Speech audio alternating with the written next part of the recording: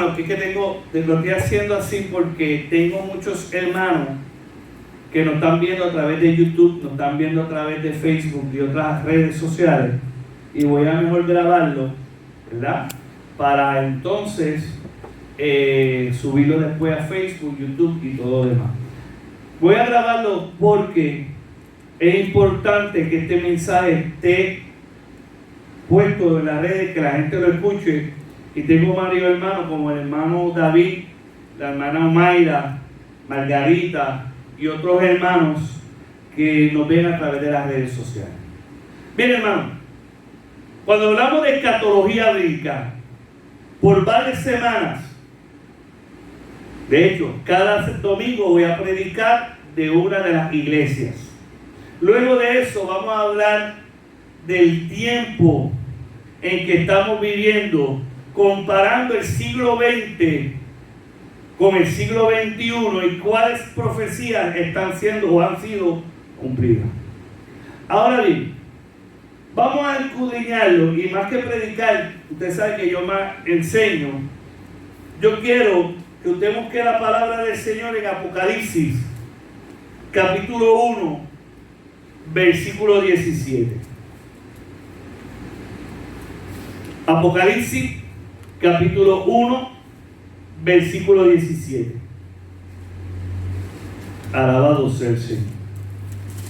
Sería bueno que usted trajera su libreta, su bolígrafo, su lápiz, y escribiera las notas que le voy a hablar sobre esta palabra. Capítulo 1, versículo 17.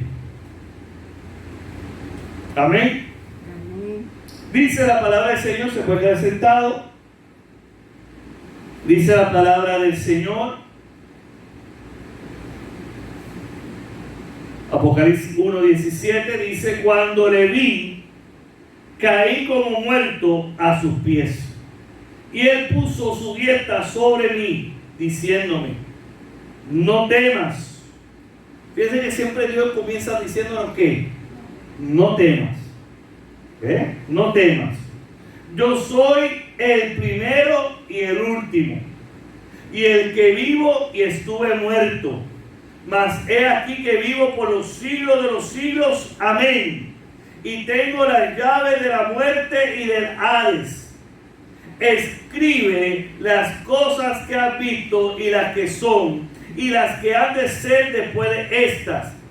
Y el misterio de las 7 estrellas que has visto en mi diestra, y de los 7 candeleros de oro. Las 7 estrellas son los ángeles de las 7 iglesias, y los 7 candeleros que has visto son las 7 iglesias. Vamos a empezar por ahí. Para que usted entienda en la que es escatología, estamos hablando de este término teológico que habla de los acontecimientos del fin. Hay 4 cosas que en la Biblia son temas centrales. Número 1, la creación. La creación, un tema central. Número 2, la relación de Dios con el hombre. Cuando Dios en el Pentateuco da las reglas a seguir. Así que el primer tema general de la Biblia es la creación. La segunda es la relación entre Dios y el hombre. La tercera es la primera venida de Jesucristo o del Mesías. Y de ahí vemos todos los profetas del Antiguo Testamento que profetizaron sobre la venida del Mesías. Pero a la misma vez, y ahí es donde tenemos que ser, ¿verdad?, escudriñar la palabra, es que también esos profetas en algunos momentos hablaban de la primera venida del Mesías y de la segunda venida del Mesías. Quiere decir que la cuarta tema generador de la Biblia importante es, alabado Dios, es la segunda venida de el Mesías, que en este caso es Jesucristo. Dicho eso, vemos, hermanos, que ahora hay un libro que estamos leyendo ahora, que lo vamos a estudiar, que es el libro de Revelaciones. En alguna Biblia dice Revelaciones y en otra Biblia dice Apocalipsis. ¿Ok? Dentro del estudio de la escatología hay varias versiones, y yo a esta iglesia le voy a enseñar las versiones que hay, porque todas tienen algo de cierto. Por lo tanto, no nos podemos encajonar en una. Nosotros, como estudiosos de la palabra, debemos de conocer cuáles son las diferentes posiciones bíblicas y teológicas. Una de las cosas que el enemigo ha querido robarle a la iglesia, ¿verdad?, que le ha querido robar, es que la iglesia se dirige en estos tiempos más a lo que dicen los doctores y los teólogos, a lo que dice la Biblia. La gente hoy en día lee más libros de pastores, evangelistas y personas renombradas que la misma Biblia. Por lo tanto, cuando nosotros vamos a estudiar la palabra de Dios, lo primero que yo tengo que leer, ¿qué es? La Biblia. Y luego de eso, buscar, ¿verdad?, gente que sea prominente a la hora de estudiar. Porque, mire, cuando usted estudia la Biblia y utiliza la internet, tiene que tener cuidado, porque la internet tiene mucha información que son basura, porque no es correcta. Por lo tanto, yo tengo que saber las fuentes principales a las cuales yo puedo utilizar para analizar la palabra de Dios. Dicho eso, vamos a ver entonces quién era Juan. Número uno, Juan el apóstol. Jesús le dijo que él no iba a morir, gracias hermana, por manos de hombre. Fue el único apóstol que murió de viejo. Todos los demás fueron mártires. Ahora bien, dice el historiador Aristóteles que a Juan el Bautista, antes de llevarlo a la isla de Patmos, lo trataron de matar 2 veces y no pudieron. Dice el historiador, eso no está en la Biblia, es la historia, que la primera vez que trataron de matar a Juan el apóstol, el que está aquí escribiendo Apocalipsis, lo lanzaron de la altura del templo, lo llevaron al techo del templo y desde ahí lo arrojaron. Y cuando cayó no se rompió ni un huesito, no le pasó nada. Más tarde quisieron seguir, ¿verdad? Lo quisieron volver a matar y lo llevaron al Coliseo romano, y allí pusieron una bañera con aceite hirviendo y lo metieron ahí y no se quemó. Entonces dijeron, espérate, que este hombre está terrible, y lo llevaron por último a la isla de Pascua. En esta isla un punto importante es saber que no tiene agua, que es una peña, es una roca grande de material volcánico, y que en esa isla no hay agua y la comida es limitada, porque no hay animales, sino el que quiera sobrevivir tiene que pescar. Lanzaban a los peores criminales a esa isla, porque el ser humano puede estar 40 días sin comer, pero no puede estar 4 días sin beber agua. Por lo tanto, se supone que la gente muera rápido. Pero Dios mantuvo a Pablo 2 años viviendo en la isla de Pafos. Y no fue hasta los 2 años después que Dios le reveló todo, que la gente de la iglesia, especialmente la gente de la iglesia de Éfeso, porque Juan vivía en Éfeso, era el líder de la iglesia en Éfeso, entonces fueron y lo buscaron. Dios hizo eso porque Dios mantuvo vivo y le alimentó y lo sustentó mientras él recibía los mensajes y toda la revelación que aquí está escrito. No sé si usted sabía eso, ¿verdad? Por lo tanto, si vemos una analogía entre Juan y otro hombre de la historia de la Biblia, que pasó lo mismo, que Dios quiso separarlo para estar con él y revelarle las cosas, tenemos como persona en el Viejo Testamento a Moisés. Cuando Moisés subía a la montaña y tenía una relación con Dios, donde Dios le dio las tablas de la ley, donde Dios le reveló toda lo que es la ley que los israelitas tenían que seguir. Nadie podía subir a donde estaba Moisés, porque era una relación entre Dios y Moisés.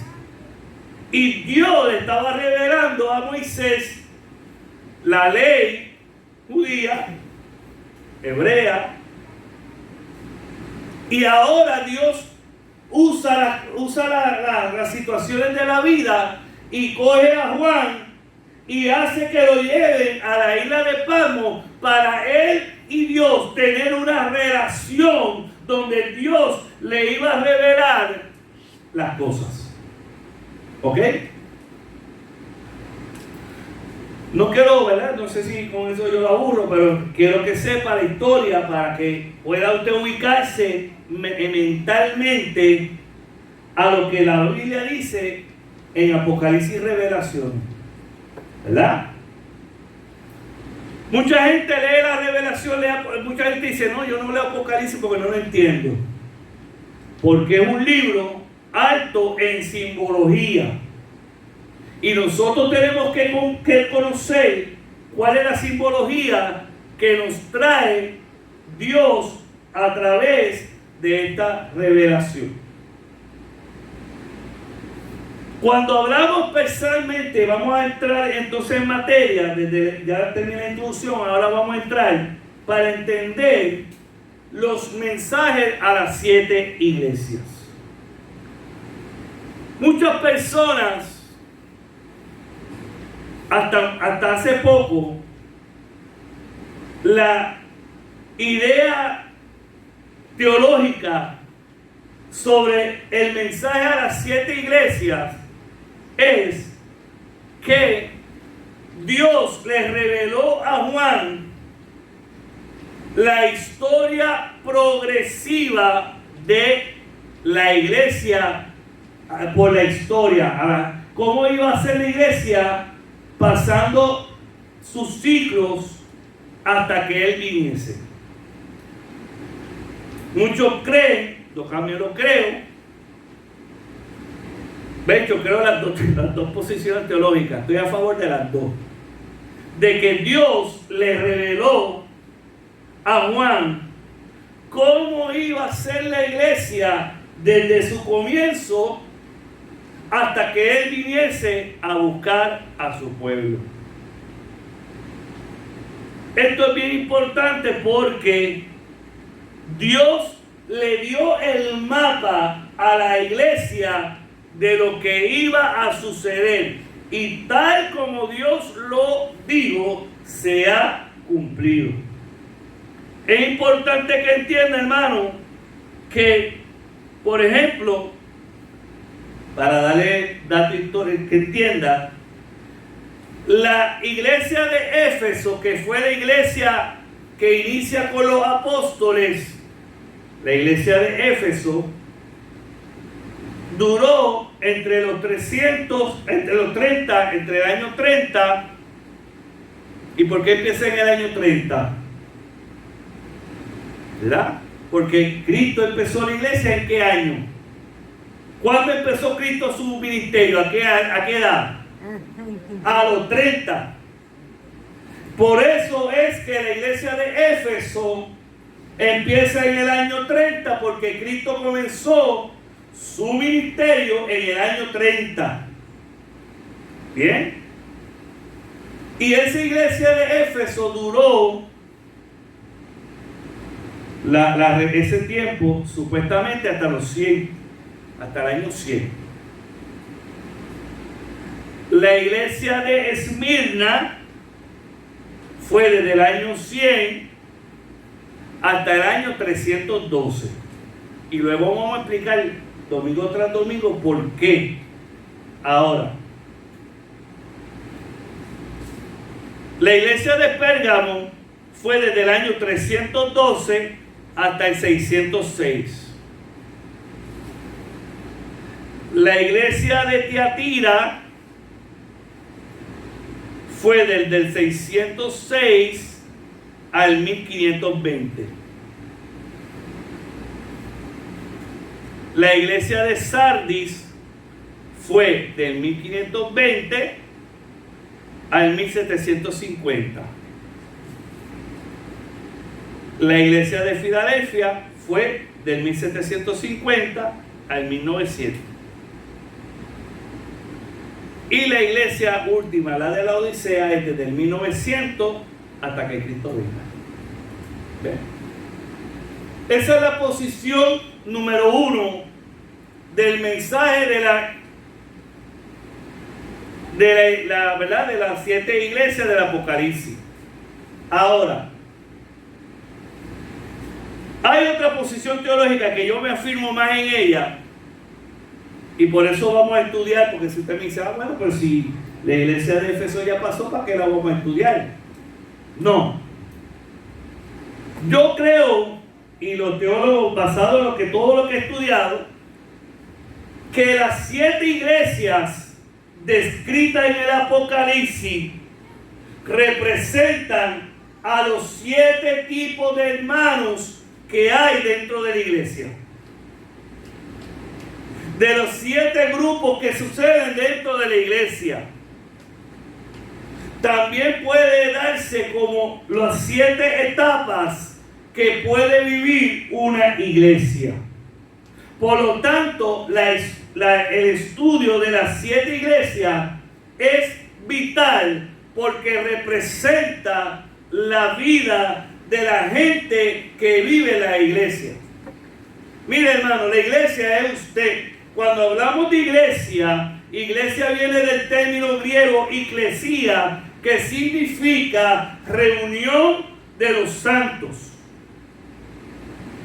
Cuando hablamos de iglesia, no hablamos del templo. El templo no es iglesia. La iglesia se puede reunir en un parque y ahí está la iglesia. La iglesia se puede reunir a través de las redes sociales, utilizando cualquier medio tecnológico, y se reunió la iglesia. ¿Por qué? Porque cuando varias personas del mismo lugar, que tienen la misma fe, que creen la misma cosa, se unen, ahí se unió la iglesia. ¿Ve? Que nosotros hemos puesto nombre y apellido son cosas humanas. Porque Dios no estableció el nombre de una iglesia, sino los redimidos por la sangre de Cristo. En el cielo no hay pentecostales, no hay metodistas, no hay católicos, no hay nazarenos, no hay bautistas, no hay presbiterianos. En el cielo lo que hay son los redimidos por la sangre de Cristo. Y cuando usted estudia la Biblia, en la Biblia no dice la iglesia nazarena o la iglesia pentecostal o la iglesia universal, no dice la iglesia de Antioquía, la iglesia de Éfeso, la iglesia. ¿Por qué? Porque era el lugar donde los santos se reunían. Bien, entonces cuando vemos eso y vemos que la historia de la iglesia sí se puede ver los pasos de las 7 iglesias, pero también tenemos que estudiar las siete iglesias porque representa los miembros que pueden haber en una congregación. Y por eso hay gente que dice, yo no voy a ir porque hay hipócritas. Bueno, porque aquí hay gente, aquí no te escriben gente hipócrita en Éfeso, en los mensajes de la iglesia. Pero eso no puede a mí llevarme a no congregarme, porque los que estamos aquí somos gente que estamos, aleluya, buscando que Dios nos llene, que Dios nos perdone, que estamos, aleluya, buscando que el Señor nos dé la vida, nos sustente y que podamos alcanzar la vida eterna. Amén. Yo creo algo, hermano. Nosotros tenemos que cuidarnos de lo que pensamos y creemos. Mucha gente cree las cosas, pero no las han analizado. Hay gente que cree cosas porque llevan años en la iglesia, y cuando tú le dices ¿qué texto bíblico lo dice eso que tú crees? No lo saben. No, porque el pastor me dijo. No, porque alguien me lo mencionó. No, hermano. Estamos viviendo un tiempo donde yo quiero decirle que se está retando a la iglesia con lo que es el relativismo. Y nosotros somos confrontados con una teoría relativista. ¿Y qué es la teoría relativista? Cuando dice, bueno, que el Señor es nuestro Salvador. Y viene uno y dice, pero ¿y Buda? No puede ser. ¿Y Mahoma? No puede ser. Porque todos tienen sus realidades. Y nos quieren vender que hay muchas verdades cuando hay una sola verdad. Y la filosofía de este tiempo es una filosofía relativista. ¿Y qué es relativismo? Bueno, yo soy feliz a mi manera. Tú vives como tú quieras. No, la Biblia no dice eso. La Biblia dice que hay una sola manera de vivir. Y es vivir según lo que establece la palabra del Señor. Vivir de forma piadosa. En pensar en lo bueno, en lo puro, en lo santo, en lo separado, en lo que agrada a Dios. No es vivir como queramos, es vivir como establece la palabra de Dios. Y hoy no nos quieren enseñar eso. ¿Por qué en Puerto Rico no hay milagros como antes? Porque no hay fe. ¿Por qué? Mire, gente va a la iglesia. Vamos a orar por esto. Y no le dan tiempo a Dios de orar. Hay gente que llega a la iglesia para dar un ejemplo, con dolor de migraña. A mí me ha pasado que a mí me da migraña. Pero aquí nadie sabe cuando me da migraña, porque yo no lo digo. ¿Por qué? Porque si Dios me quiere quitar el dolor, me lo quita. Y oro. Ahora, no me tomo una pastilla hasta que yo sienta que Dios me dice a mí que me la tome. ¿Ah? Pero hay gente que primero se toma la pastilla y después ora. ¿Ve? ¿Usted me entiende lo que quiero decir? Hay gente que primero va al médico antes de orarle a Dios. No, es al contrario. Primero le oramos a Dios. Y si tenemos que ir al médico, vamos. Porque no puedo decir que no vaya. Hay que ir. Pero primero, ¿a quién yo tengo que ir? Al médico por excelencia. ¿Eh? Pero en los lugares que yo he ido, en Haití, en República Dominicana y en el Amazonas, los doctores no existen. Para ir es imposible. ¿Qué hace Dios? Ahí Dios obra. Ahí Dios hace el milagro. ¿Ven? Ahora, hermano, viendo esto, por lo general, y hoy voy a hablar más de la introducción que entrar en lleno a cada mensaje de la iglesia. La primera iglesia de Éfeso es la iglesia, son los miembros de la iglesia que pierden el primer amor. Que pierden el primer amor. Y Dios le dice, no pierdas el primer amor por la verdad de Dios. ¿Qué es el primer amor? Miren, la gente está más preocupada por el qué dirán que el que dice Dios de ti. Cuando una persona pierde el primer amor, son las personas que hacen las cosas por obligación, no por amor. Yo oro en la mañana porque estoy obligado a orar. No. Usted ora cuando quiere orar a Dios. Usted sirve a Dios por amor.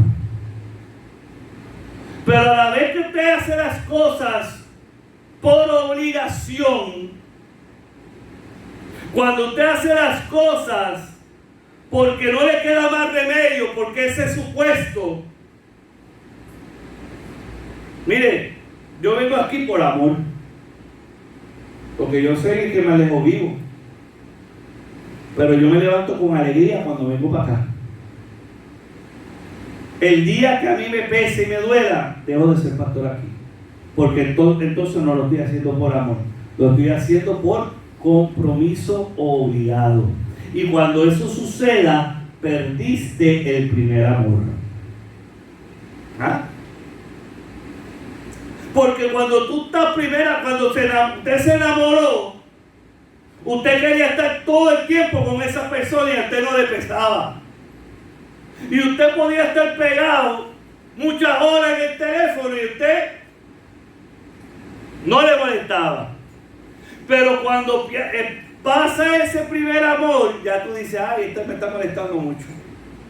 Ay, ¿por qué no te quedas un ratito más por allá? Porque estoy cansado de verte. ¿Qué pasó ahí? Se fue el primer amor. Mire, hermano, yo le voy a decir una verdad para que usted se libre de la religiosidad que no han querido vender. Hay gente que dice, yo me levanto de madrugada a orar. No, porque ahí David dice que de mañana lo buscaré. Bueno, David lo dice, porque esa era su situación particular. Porque esa era su forma de él buscar a Dios.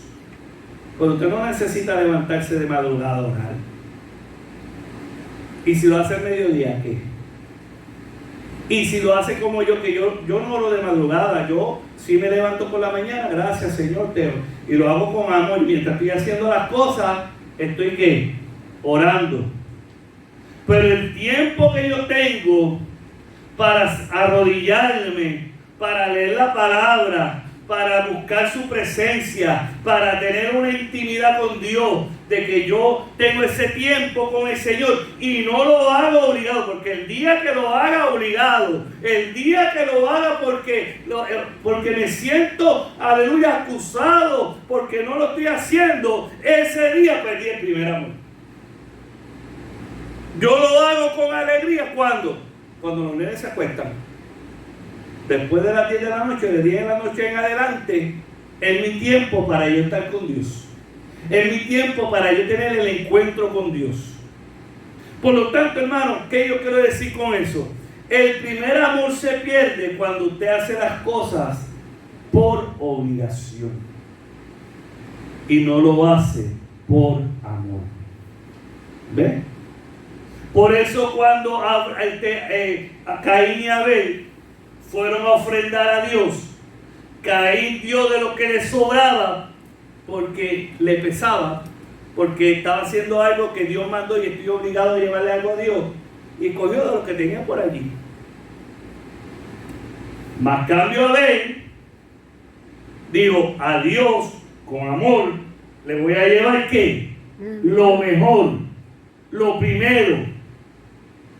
A Dios le voy a llevar lo mejor de mi vida, lo mejor de mi casa. Y él le llevó el carnero engordado, sin defecto, sin mancha. Voy a llevar lo mejor de lo mejor. Alabado sea el Señor. Y eso es primer amor. ¿Ven? El segundo es la gente de la iglesia, y ahí se ve en la parte de Esmirna. En cada uno de estos yo lo voy a profundizar domingo tras domingo, acuérdense. Estoy haciendo un análisis, ¿verdad? Introductorio del tema que estamos hablando. Esmirna son la gente de la iglesia que está pasando por la tribulación o por la pobreza. Son esa gente que está pasando por tribulaciones. Son esa gente que están pasando, aleluya, en la pobreza, en la necesidad. Y Dios le está diciendo que eso será por un breve tiempo. Que Dios sacará a la larga la cara y peleará por ti y te dará una bendición.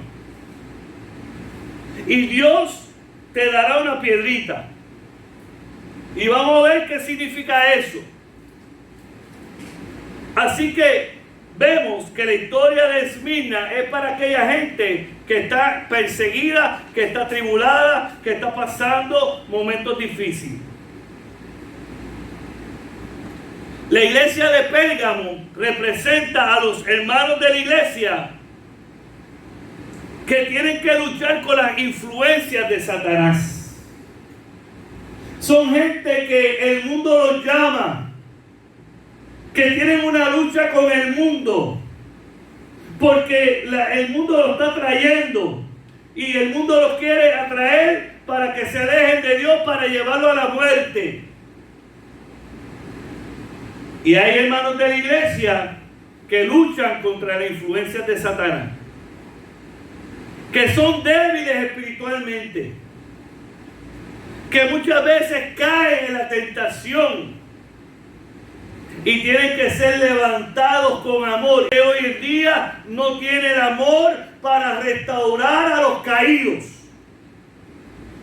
al que falla. Si cogen a un hermano o una hermana en pecado de adulterio, olvídese. No lo levantan, lo destruyen. Aquel que cae en una situación de la iglesia, que la iglesia se entera, olvídese. Esa persona no se puede volver a levantar, porque la iglesia de hoy en día no tiene misericordia para restaurarlo, para decirle: caíste. Vamos a un proceso de restauración. Vamos a un proceso donde lo vamos a levantar, porque esa persona necesita ser restaurada. Qué bueno es saber que hay un David que pecó delante de Dios, no una vez, muchas veces, Y en todas ellas Dios lo levantó.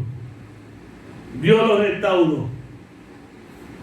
Y hay gente de la iglesia que están resistiendo, que están, aleluya, tratando de librarse de la influencia del enemigo, y está en nosotros ayudarle. El otro es la gente como Tiatira. Nosotros hoy en día, hermano, tenemos que luchar contra las falsas enseñanzas. Muchas veces estamos aceptando las cosas como ciertas, pero no hemos profundizado de dónde sale. Y hoy en día, hermano, una de las características del fin del mundo es que se levantarán muchos falsos cristos, muchos falsos maestros y profetas que harán grandes señales, pero su doctrina es doctrina de Satanás. Y la iglesia de hoy en día, tanto, aleluya, en América, y estoy hablando desde Canadá hasta Argentina, incluyendo las Antillas, Europa y Asia, están siendo influenciadas por doctrina de demonios, cuando nos quieren meter la metafísica, la nueva era y religiones orientales, aleluya, dentro de la teología cristiana. Cuando nosotros creemos y decimos que Dios tiene que hacer lo que yo diga, hermano, eso es una doctrina errónea, falsa, porque Dios es soberano y hace como Él quiere. Amén. Nosotros no le podemos dar órdenes a Dios. Por eso usted siempre escucha en mi oración que yo digo: Señor, que tu perfecta voluntad se cumpla, porque yo no le estoy dando órdenes a Dios, yo le estoy diciendo que el plan que Dios tiene se haga en mi vida. ¿Ve? Pero yo he escuchado evangelistas y pastores dándole órdenes a Dios. Hermano, una doctrina errónea es cuando decimos declaramos o decretamos. Eso viene de una teología falsa, hermano, herégica, porque viene de una terminología de la religión hindú, alabado Dios, y la otra que es decretamos viene de una, aleluya, de una teología de superfe que niega la verdad de Cristo, porque nos hace a nosotros como si fuéramos dioses. El único que puede decretar es Dios. Y nosotros no tenemos la autoridad para decretar. Nosotros no tenemos la autoridad para declarar, porque el término declarar es un término, aleluya, legal, que significa que yo tengo la autoridad posicional para decir que se haga algo, cuando el único que tiene ese poder decisional y legal es Jesucristo. Yo tengo que orar en el nombre de Jesús. Si es tu voluntad, hazlo, Señor. Pero yo no tengo poder de decretar. Y eso son falsas doctrinas que se están enseñando hoy en día en la iglesia. Yo he escuchado muchos ministros, muchos pastores, muchos evangelistas decretar y declarar sin saber la raíz de donde viene. Es doctrina de demonios. Porque el único que hace las cosas es Dios. Y Dios hace como Él quiere. Y yo me tengo que someter a su voluntad. Por lo tanto, tenemos que cuidarnos, hermano. Fíjense, hermano, que hoy en día la iglesia ha adoptado una filosofía humanista. Y la filosofía humanista no viene de Dios. Porque desde el principio de la iglesia siempre dijo que el centro de nuestra vida es el Señor y que todo está rodeado alrededor de Dios, porque el Dios de los cielos es el primero, es el principio y es el fin. De hecho lo dice aquí en Apocalipsis, versículo 10. No temas, yo soy el primero y el último. Pero ¿sabe algo, hermano? la filosofía de hoy en día, con la teología de prosperidad, han quitado, aleluya, al Dios de los cielos como el centro y han puesto al hombre diciendo que para tú ser lleno de la gracia de Dios, tú tienes que ser rico, tú tienes que tener posesiones, tú tienes que tener buenos carros, tú tienes que tener buenas cosas. Pero ¿sabe algo? El mensaje a las 7 iglesias nos dice que dentro de la iglesia van a haber gente pobre.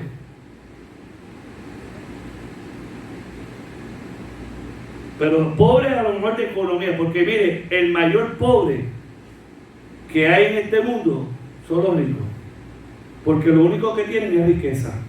No hay amor, no hay felicidad, no hay paz. Pues son pobres, lo único que tienen es riqueza. Y quiero decir algo, hermano, y aclarar. La riqueza en sí no es mala. Fíjense bien, el dinero en sí no es malo. Malo es cuando yo pongo mi vida a perseguir el dinero. Entonces, mi primado no es Dios. ¿Quién es? El dinero. Hay 3 baales que nosotros tenemos que quitar de nuestra vida. 3. Y el hombre siempre ha sido, cuando hablo de hombre, hablo de hombre y mujer. El hombre ha sido tentado con 3 baales siempre. Número 1, el dinero. Y dice la Biblia que el amor al dinero es el mal, es la raíz de todos los males. Si yo tengo dinero, pero mi vida no está arraigada al dinero, no tengo problema. Pero si yo tengo dinero y quiero más dinero y no me importa quién pisoteo y me importa lo que tengo que hacer para adquirir dinero, ahí tengo problemas. El segundo mal, el poder. El poder. Hay gente que quiere tener poder. Poder para que haga las cosas como ellos digan. Si tú quieres conocer a una persona de verdad, dale poder. Y ahí saldrá quién es esa persona. Todo el mundo, y Jesucristo fue tentado con el dinero, lo material, el poder y el tercer baal, la fama. Hay gente, mire, hay gente que hace tantas ridiculeces para que alguien le dé un like. Porque el tener muchos likes representa un chavo, ¿verdad? Y hay gente que ha muerto por un like. Eso significa que fama. Escuchaba yo la entrevista a un cantante reggaetonero llamado J Balvin. No sé si los nenes saben quién es. J Balvin, canta bien.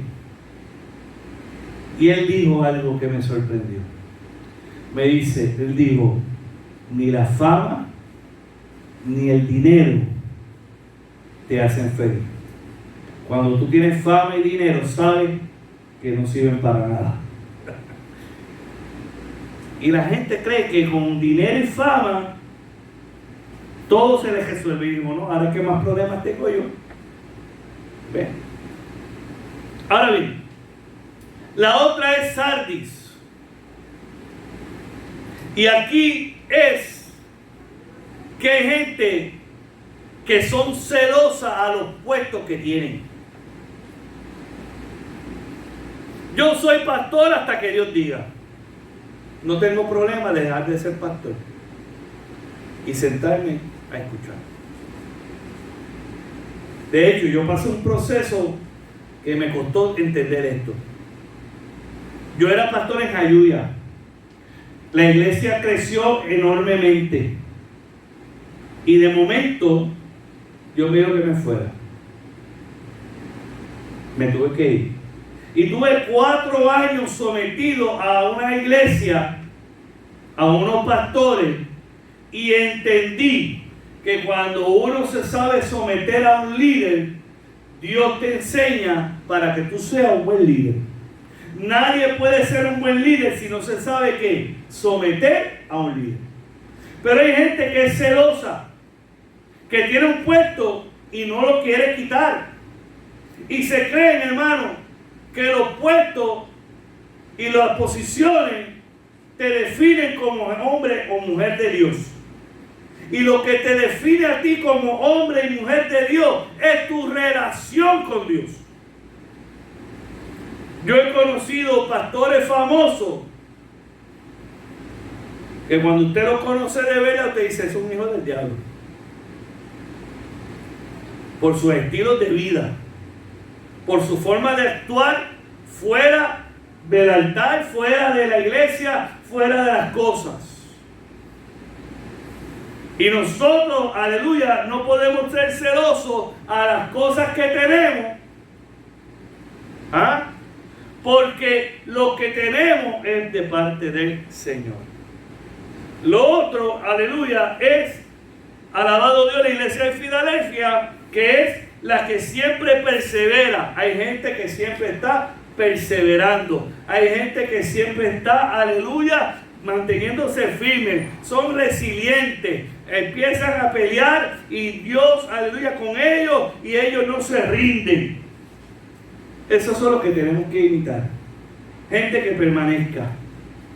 Y por último, la gente de la Odisea, que ahí hay mucho, y es duro. Pero la gente de la Odisea son la gente tibia que está en la congregación. Y una persona tibia es una persona difícil de tratar. Porque están con un pie en la iglesia y un pie en el mundo. Que hoy están y creen y mañana no. Que sirven a Dios a medias. Que no tienen relación con Dios. Y esos son los que llama la Biblia las 5 vírgenes que no son prudentes. Y la Biblia dice más.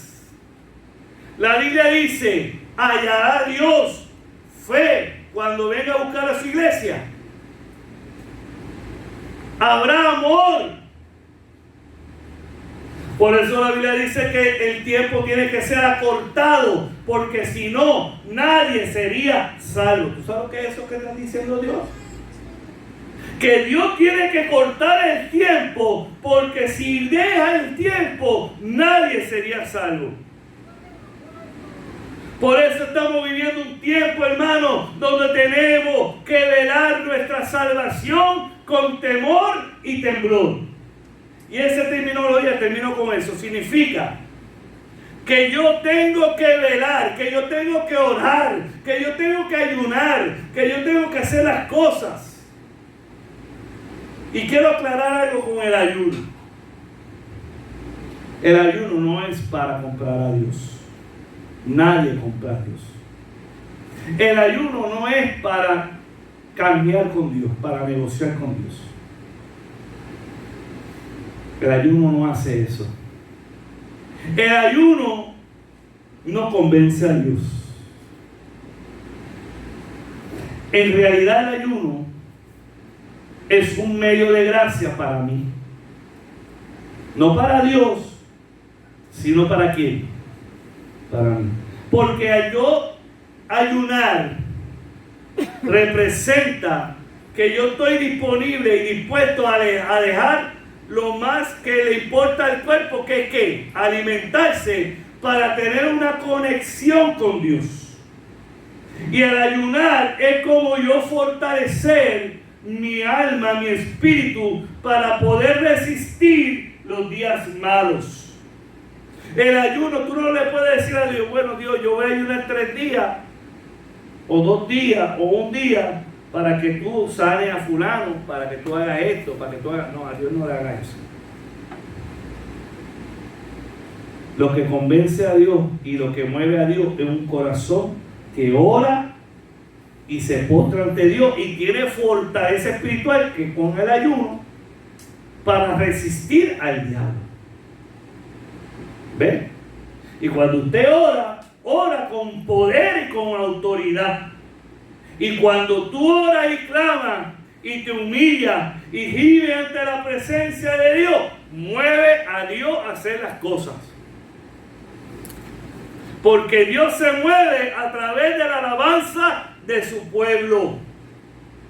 Y la alabanza significa yo postrarme. Ahora, cuando ore, yo no sé por qué, no iba a decir esto, pero Dios sabe por qué. Cuando usted ore, no haga un monólogo. ¿Y qué es un monólogo? Que usted habla y después se levanta y no deja a Dios hablar. No. Orar es una comunicación, es una conversación entre usted y Dios. Y usted habla, pero también Dios habla. Por eso cuando usted ore a Dios, haga como yo hago, llévese una libreta, llévese la Biblia, póngala al ladito. Porque si Dios te pone en el corazón, busca tal versículo bíblico, o te habla, tú lo escribes. Porque nuestra memoria es ¿qué? Limitada. Amén. Así que seguimos el domingo que viene, con el favor de Dios, vamos a entrar en profundidad a la primera iglesia. Léala, ¿verdad? Léala. Vamos a ver la primera iglesia, que es ¿cuál? Éfeso, ¿verdad? Vamos a hablar de Éfeso. ¿Qué representa Éfeso a la iglesia de hoy en día? Amén. Así que eso lo vamos a ver el domingo que viene. Alabado Dios. Así que, aleluya. Vamos ahora